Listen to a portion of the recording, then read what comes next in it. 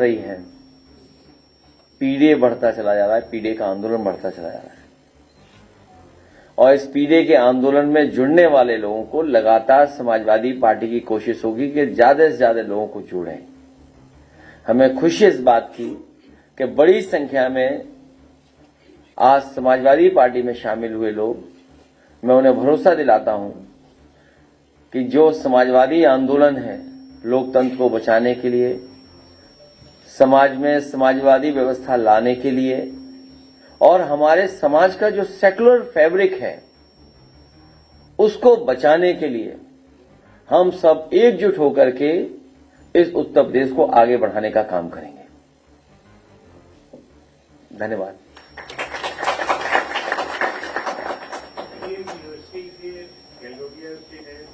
China का robot आगे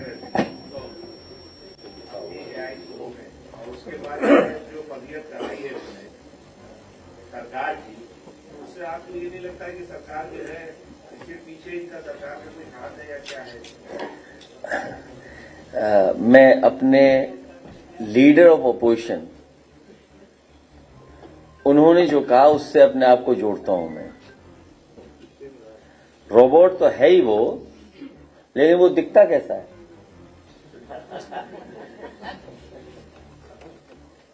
robot तो है वो, लेकिन वो दिखता कैसा है? और इधर सुना है कि चीफ मिनिस्टर बिस्ट साहब वो भी जापान जा रहे हैं। आज से 10, 15, 20 साल पहले भी जापान का भी एक डॉग बड़ा फेमस हुआ था, मैं नाम भूल रहा हूं उसका। कोई चैट जीपीटी पे देखिए और बताइए कि क्या था। एक इलेक्ट्रॉनिक डॉग बोलते थे, क्या बोलते थे? तो दुनिया में एआई को लेकर के या नई टेक्नोलॉजी को लेकर के, इनोवेशंस को लेकर के, स्टार्टअप जो चीजें हो रही हैं या कंपनीज बन रही हैं, ये हमारी आपकी समस्याओं का समाधान कर रही हैं। जितनी नई समस्याएं होंगी उतनी समाधान के लिए हमें कोई न कोई रास्ता निकालना पड़ेगा। और एआई का समिट होना, लेकिन मुख्यमंत्री जी तो न जाने कितना आगे हैं हम लोगों से। बोले अब तेल की इकोनॉमी नहीं बची है, अब ये नई इकोनॉमी डेवलप होती चली जा रही है, अर्थव्यवस्था डेवलप होने जा रही है। अरे हम उनकी बातों से धोखा खाएंगे क्या? जैसे उनके वस्त्र पहन करके हम लोग धोखा खा रहे हैं। और मैंने कई बार कहा, फिर दोहराता हूं ये बात, हमारी गीता में लिखा है कि माया में रह करके माया से दूर हो और जो दूसरे का दुख अपना दुख समझे वो है योगी। और गुरु नानक जी ने कहा कि वस्त्र पहनने से और कान छिदाने से कोई योगी नहीं हो सकता। बताइए, हमारे समाज के सबसे पूजनीय शंकराचार्य जी के साथ क्या व्यवहार हो रहा सरकार की तरफ से।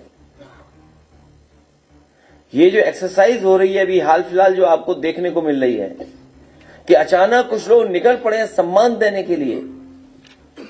जिस समय शिखा को पकड़ करके अपमानित किया जा रहा था, उस समय ये लोग कहां थे?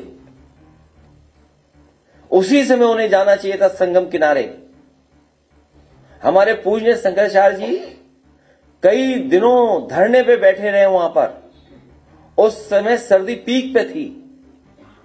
अब तक की जो हमारी पूरा इतिहास जो है, पौराणिक व्यवस्था है, सनातनी व्यवस्था में कहीं किसी शंकराचार्य को गंगा स्नान से रोका नहीं गया होगा। लेकिन ये पहली बार हुआ है सरकार में कि उन्हें स्नान करने से भी रोका गया। जो हमारी आध्यात्म की, हमारे सनातन धर्म की त्रिवेणी है। और अब तो ये सरकार एक कदम आगे निकल गई है। ये लगता है कभी अंधेरे में या रात में फिल्म देखते हैं 20 साल बाद। हर बात इनको 20 साल बाद पता लगती है। हमारा जो एक पैनलिस्ट था, उसकी 20 साल पुरानी घटना शंकराचार्य जी को बताओ अपमानित करने के लिए कहां से ढूंढ के लाए, किसको ढूंढ के लाए?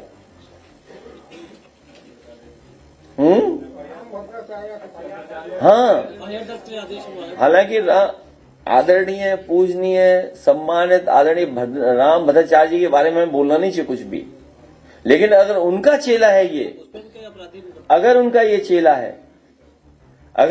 चेला है तो मुझसे गलती हुई है।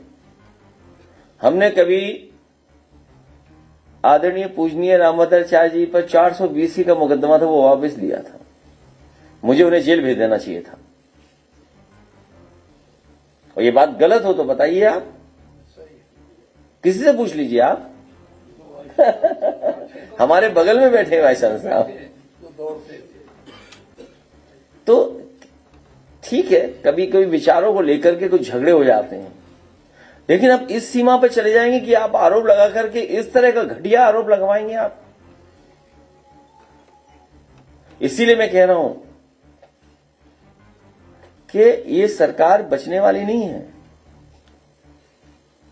जनता ने तो अस्वीकार कर दी है सरकार, अब बस जनता इंतजार कर रही है कि कब वोट डालने का मौका मिलेगा। इसीलिए मैं कह रहा हूं कि जितनी पीड़ा बढ़ेगी उतना हमारा पीडीए बढ़ेगा। और ये पीडीए के आंदोलन में जुड़ने वालों का मैं एक बार फिर आभार और धन्यवाद देना चाहता हूं।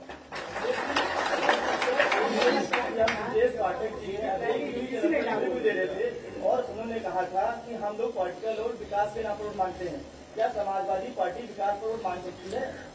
तुमने ठीक से नहीं सुना। उन्होंने कहा कि हम विकास पे वोट ही नहीं मांगते।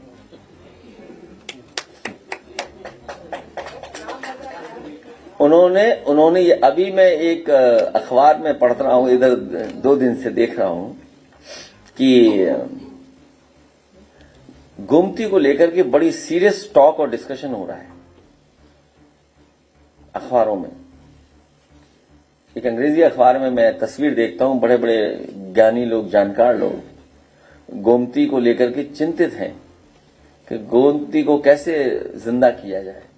ये हमारे वेस्टर्न यूपी के लोग हैं, ये जानते होंगे कि नदियां कितनी खराब हो गई हैं। उन नदियों के खराब होने से, इंडस्ट्रियल वेस्ट जाने से, सीवेज जाने से न जाने कितने लोग बीमार हो रहे हैं, कैंसर हो रहा है, स्किन डिजीज हो रही हैं या अन्य बीमारियां आ रही हैं। तो जो व्यवस्था हम लोगों ने शुरू की थी हिंडन नदी को साफ करने की, काली नदी साफ हो जाए, आपकी गोमती पे एक एग्जाम्पलरी काम था, वरुणा साफ हो जाए, लेकिन सरकार ने उन सबको काम रोका है। पर्यावरण और एनवायरमेंट से उन्हें कोई लेना देना नहीं है। ये विकास से बहुत नफरत करते हैं। विकास हम ढूंढ ही नहीं पा रहे, विकास है कहां इनकी सरकार में। और ये जो धाराएं बनाते हैं, ये धाराएं, ये पाइपलाइन जो बिछा रहे हैं, जो अंडरग्राउंड पाइपलाइन बिछा रहे हैं, ये भ्रष्टाचार की पाइपलाइन बिछ रही है। आपने देखा नहीं, पानी की टंकी भ्रष्टाचार का बाहर नहीं सह पा रही है। पानी भरिए, टंकियां फट जा रही है। बताइए, भ्रष्टाचार दिखाई दे रहा है। बुंदेलखंड से सीधी पाइपलाइन आ रही है लखनऊ, वेस्टर्न यूपी से भी आ रही है किसी और चीज की पाइपलाइन सीधी यहीं पर। और जापान जा रहे हैं, क्योटो नहीं जा रहे। बताइए आप, देश के प्रधानमंत्री ने कहा कि बनारस को हम क्योटो बनाएंगे।